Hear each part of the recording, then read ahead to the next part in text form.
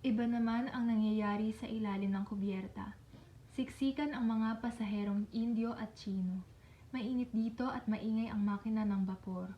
Nag-uusap-usap sina Kapitan Basilio at Isagani tungkol sa pagkakaroon ng Akademya ng Wikang Kastila. Sinabi ko, mula doon, Magandang umaga po, Kapitan Basilio. Kamusta nga pala yung itinatatag ng akademika ng wikang Kastila? hindi naman po. Nakahanda na po mga guro at mga paaralan na gagamitin. Kaya kung hindi maisakatuparan ang akademika ng wikang Kastila, May isip ko parang po, hinihintay na lang po namin po ang tugot ng general kapalit ng mga kabayong binigay namin sa kanya. Upang kami po ito. sasalungat yan si Father Silvilla. Huwag kayo sulungatin yan. Kaya nga dito yan sa vapor para makita niyo yung general sa Los Baños. Kung makakuha man kayo ng pahintulot, saan naman kayo kukuha ng pondo? Meron na po mag-aambagan ng mga tao sa estudyante. At ang mga magtuturo at ang mga gusali. Ang mayamang si Makaraig ay nag-alok sa isa sa kanyang mga bahay. Sa bagay, hindi naman masama ang panukalang yan. Ngayong hindi na napag-aaralan sa salitang Latin, pag-aralan naman natin ang salitang Kastila. Kung sa gayon, makilala tayo na lumalakad ng paurong.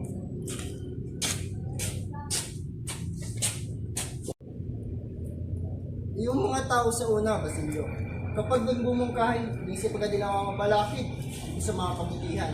Gusto nila makuha ang mga resulta ng kanilang mga problema, katulad ng mga bola ng bilyar, ilog. May iba nga. Ano sabi na yung tiyo tungkol polita? Teka, kaibigan. Namumula ka ata. Pag-ibig nga naman. Sabagay. Kasi tamo kaibig-ibig naman. Maganda na, mayaman pa. Kaya lang, Kaya naman. teka, huwag kang kabahan. Ang gusto ko lang sabihin kaya lang, kasama yung kanyang tiyan ng ubo ng sungit. Palibhasa, matanda na.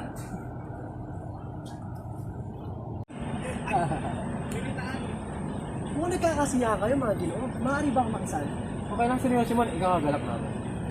Nga pala Basilio, ikaw ba ay pauwi na at magpapakasyon? Doon na nga po, Senyor Simon. Nga pala, sino ang iyong kasama? Ito ba ay iyong kababayan? Hindi ho. Sadyang magkalapit na po ang aming bayan. Hindi ba buhay lang po sa bayan nila? Marahil hindi pa ako nakakagawi sa kanilang bayan dahil hindi sila pala bili ng alahas. At siguro, mahirap ang kanilang lugar.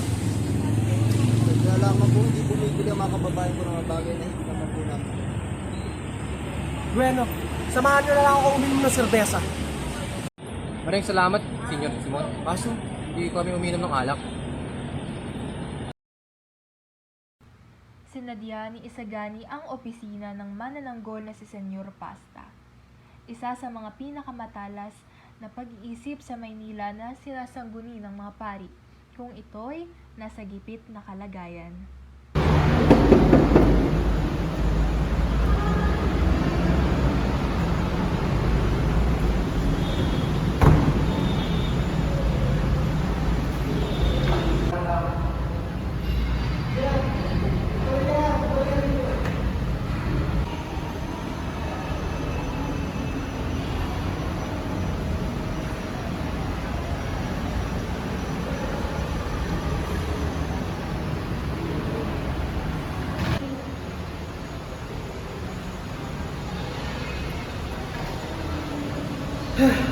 Tapos rin.